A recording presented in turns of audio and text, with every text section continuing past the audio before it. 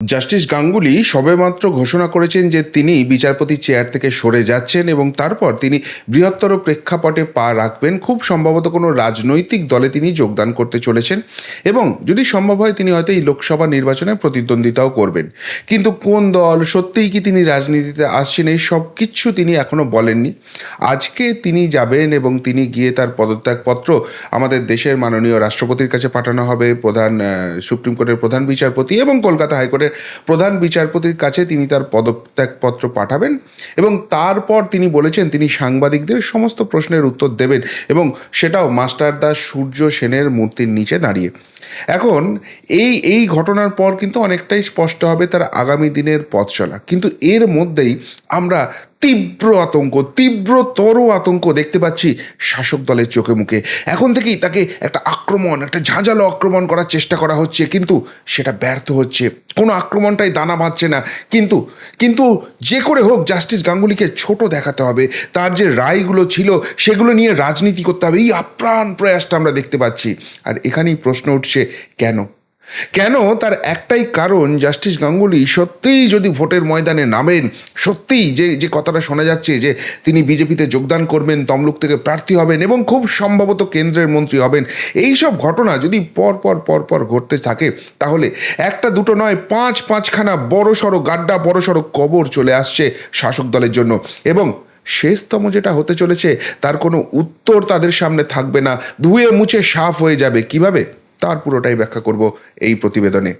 নমস্কার, প্রিয়বন্ধু মিডিয়ায় আপনাদের স্বাগত এবং আপনারা দেখছেন প্রিয়বন্ধু বাংলা, সত্যের সন্ধানে সর্বদা আমি শুদ্ধশীল।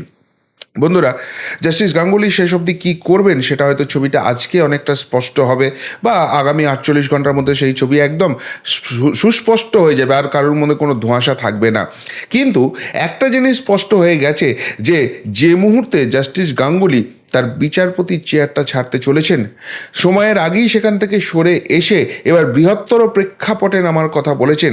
সেই জায়গা থেকেই সব থেকে বিপদে, সব থেকে গাড্ডায় যারা পড়েছে তারা হচ্ছে ঘাসফুল শিবির। তারা বুঝতে পারছে যে কি সুনামি ধেয়ে আসতে চলেছে, কিভাবে ধুয়ে মুছে তারা সাফ হয়ে যাবে এবং এই জাস্টিস গাঙ্গুলি ময়দানে, ভোটের ময়দানে নামা মানে যে একটা প্রলয় সৃষ্টি হবে।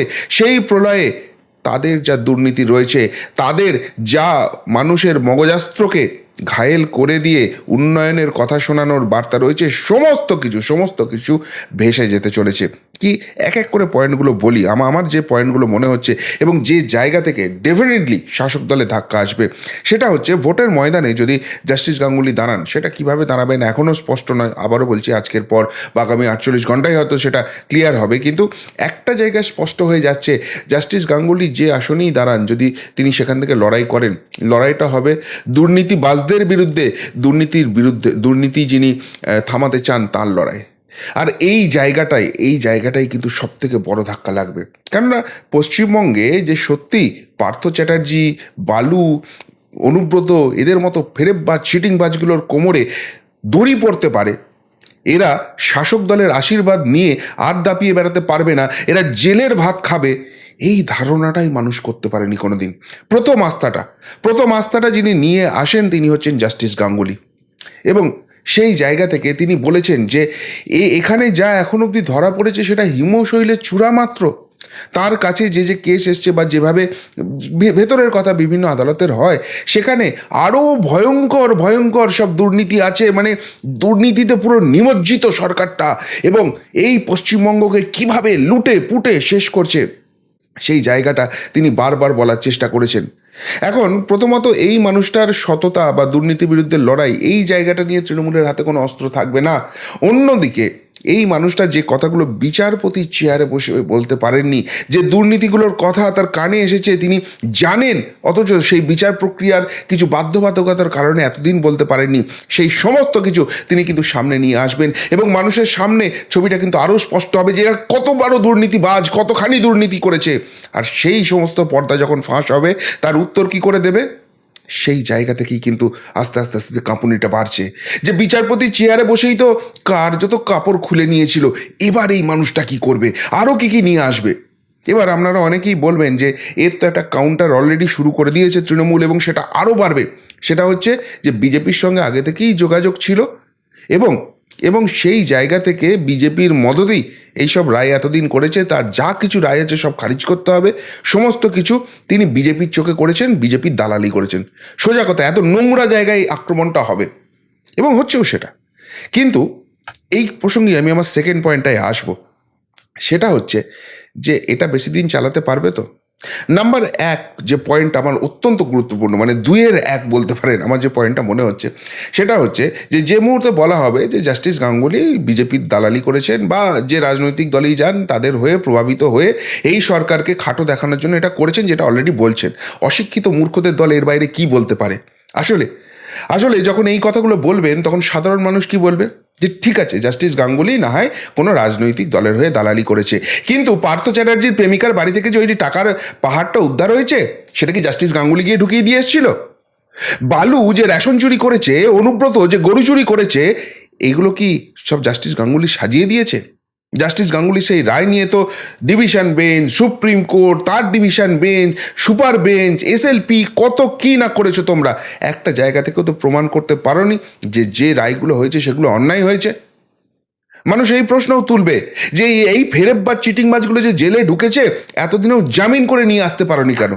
আর যদি কেউ রাজনৈতিকভাবে প্রভাবিত হয়ে এইসব চিটিংবাজ ফেরেববাজ যারা বাংলাকে শুষে খাচ্ছিল, বাংলার মা বোনেদের নিয়ে এই যে খেলাটা হচ্ছিল, অন্যায়টা হচ্ছিল, তার বিরুদ্ধে গর্জে উঠে যদি শাস্তির বিধান করে যান, তাদেরকে জেলে পাঠাবার ব্যবস্থা করেন, সেই মানুষটাই ভগবান এবং তার পাশেই আমরা আছি। এইসব ফেরেববাজ চিটিংবাজগুলোর পাশে আমরা নেই। এটা গেল তো এক নম্বর পয়েন্ট, মানুষের ভার্সন এটা হবে। দু নম্বর যে পয়েন্ট হবে সেটা আরও আরও মারাত্মক। এই ধরনের নোংরামিতে যদি নেমে আসে তাহলে জাস্টিস গাঙ্গুলি এতদিন বিচারপতির চেয়ারে বসে যে সভ্যতা, যে বাধ্যবাধকতার জায়গা, সেই জায়গাটা মেনটেন করছিলেন, সমস্ত কিছু তিনি বিস্ফোরণ ঘটাননি। একটা বিস্ফোরণ ঘটিয়েছিলেন, তাতেই সেনবাবুদের, ঘোষবাবুদের কার্যত কাঁচা খুলে যাওয়ার অবস্থা হয়েছিল। এবার এই ভেতরে যে নেক্সাসটা চালাচ্ছে শাসক দল, যে সেখানে কতখানি সেটিংটা করছে, কিভাবে আইন প্রক্রিয়াকে বেঁধে ফেলতে চাইছে, কিনে ফেলতে চাইছে, দাবিয়ে রাখতে চাইছে, তার সমস্ত কিছু ভান্ডাবের ফাঁস হয়ে যাবে। যদি তারা ভাবে কাঁচের ঘরে বসে ঢিল ছুড়বে, পাল্টা পাল্টা কিন্তু চারিদিক থেকে পাথর বর্ষণ হবে। আর সেইটা তখন সামলাতে পারবে তো? সমস্ত কিছু কাচ্চা চিট্টার সামনে নিয়ে আসবে। কিভাবে সেনবাবুরা ম্যানেজ হয়েছে, কিভাবে দিনের পর দিন এই আইন আদালতকে কার্যত দাবিয়ে রাখার চেষ্টা করা হয়েছে, সেই সমস্ত ঘটনা যদি সামনে আসে আর এরা বাইরে বেরোতে পারবে, সেই জায়গাটাও কিন্তু মাথায় রাখতে হবে। ফলে যারা ভাবছেন যে জাস্টিস গাঙ্গুলির বিরুদ্ধে তৃণমূল এইসব কথাবার্তা বলবে আর তিনি ঘরে ঢুকে যাবে, অত হবে না সহজ খেলাটা স্যার। 3 নম্বর পয়েন্ট, যেটা যেটা আমি বলবো একটু হয়তো আগিয়ে গিয়ে ভাবছি, কিন্তু সেটা খুব ইম্পর্টেন্ট। সেটা হচ্ছে যে একটা কথা শোনা যাচ্ছে যে জাস্টিস গাঙ্গুলি যদি সত্যিই রাজনীতির ময়দানে আসেন, তিনি বিজেপি জয়েন করবেন, তমলুক থেকে প্রার্থী হবেন, এবং তমলুক থেকে যদি তিনি প্রার্থী হন তিনি খুব সম্ভবত জিতবেন। তার হারার সেখানে কোনো প্রশ্ন নেই। গ্যাপটা কতখানি হবে, মার্জিনটা কতখানি হবে, সেইটা নিয়ে প্রশ্ন আছে। আর এই ঘটনা ঘটলে তাকে খুব সম্ভবত কেন্দ্রের আইনমন্ত্রী করা হতে পারে, এমন একটা স্পেকুলেশন আছে। হবে কি হবে না সে সমস্ত কিছু ভবিষ্যতের গর্বে। এবার আমি ধরে নিচ্ছি যে এই যে স্পেকুলেশনটা উঠছে, এই যে ধোঁয়াটা উঠছে, এটা সত্যিই সত্যি হতে চলেছে। এবার এবার একটা কথা ভাবুন তো, কেন্দ্রের আইনমন্ত্রীর নাম অভিজিৎ গাঙ্গুলি, আর যে সেনমশাইরা, যে ঘোষমশাইরা এতদিন ফেরেববাজ চিটিংবাজগুলোর রাজনৈতিক ভবিষ্যৎকে বাঁচাতে, তাদেরকে বাঁচাতে এই জাস্টিস সিনহাদের মতো মানুষগুলোকে দাবিয়ে রাখার চেষ্টা করছিলেন, আইন ব্যবস্থাটাকে একটা সার্কাসে বানিয়ে রাখছিলেন, তারা এবার কি করবেন?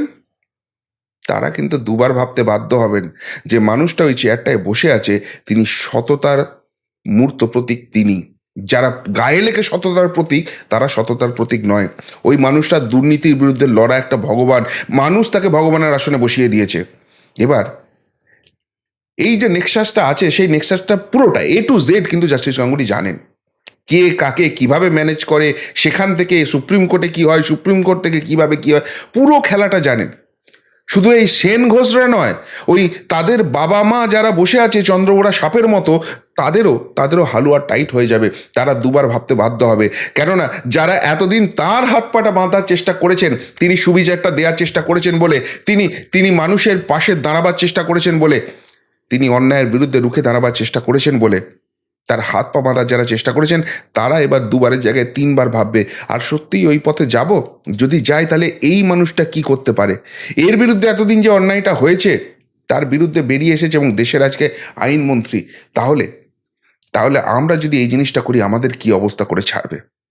শুধুমাত্র তাই নয়, যেটা আর একটা খুব পজিটিভ পয়েন্ট হবে, আমি তো ওটা নেগেটিভ অ্যাসপেক্টে বললাম যে যদি সত্যি হাইকোর্ট সুপ্রিম কোর্টে এই ধরনের কোনো চন্দ্রবোড়া সাপের নেক্সাস থাকে তার কথা বললাম, কিন্তু কিন্তু যারা সত্যিই অন্যায়ের বিরুদ্ধে লড়ছেন, দুর্নীতির বিরুদ্ধে লড়ছেন, সেই জাস্টিস সিনহার মতো মানুষগুলো, তারা কতখানি চাঙ্গা হবেন বলুন তো। আমি বিশ্বাস করি আইন ব্যবস্থার মধ্যে 90% এই জাস্টিস সিনহার মতোই মানুষ আছেন, যারা যারা সত্যি করে মেরুদণ্ডটাকে সোজা রেখে দুর্নীতির বিরুদ্ধে লড়তে চান, দুর্নীতিবাজদের জেলে ঢোকাতে চান, কিন্তু তাদেরকে পারিপার্শ্বিক জিনিস দিয়ে ঘিরে ফেলার চেষ্টা করা হয়। কি ঘটনা ঘটেছে জাস্টিস সিনহার সঙ্গে, তার স্বামীকে ডেকে কিভাবে হেনস্থা করার চেষ্টা করা হয়েছে, তার পরিবারকে কিভাবে হেনস্থা করার চেষ্টা করা হয়েছে, কিভাবে তার স্বামীকে জোর করে চাপ দিয়ে তার বিরুদ্ধে বয়ান দেওয়ার চেষ্টা করা হয়েছে। কেননা তিনি ওই ভণ্ডগুলোর, তিনি ওই ফেরবাজগুলোর, তিনি ওই চিটিংবাজগুলোর মুখোশটা টিনে খুলে ফেলছেন, তাদেরকে জেলে যাওয়ার ব্যবস্থা আস্তে আস্তে আস্তে আস্তে রাস্তাটা তৈরি করছেন। আর এই জাস্টিস সিনহারা এবার কিন্তু আরও চাঙ্গা হয়ে যাবেন।